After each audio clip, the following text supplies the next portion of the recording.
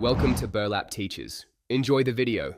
You start pairing immediately by confirming the Shield TV is powered and showing the home screen, because pairing requires an active host.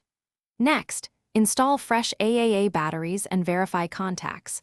Low power causes failed attempts. Once done, stand within about 3 meters of the Shield and clear nearby Bluetooth headsets or keyboards. This reduces interference. Press and hold the back and home buttons together for 3 seconds to initiate pairing. Hold until the remote LED blinks, which signals the Shield is scanning for the device. Once the Shield detects the remote, you will see an on-screen pairing prompt. Select the remote name with the Shield controller or existing remote. If a PIN appears, enter it using the directional pad and press OK. This authenticates the link and prevents accidental pairing with other devices. Make sure to remain close and keep the batteries steady.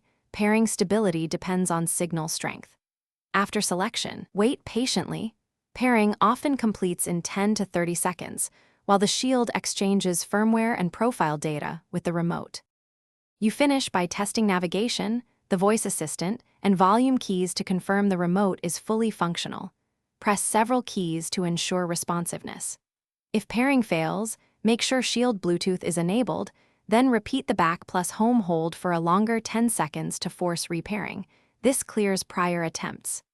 If problems persist, remove the batteries for 30 seconds to reset the remote, then restart the Shield TV and try again.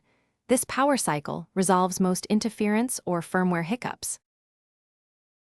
Thanks for watching. Consider subscribing if this video helped you.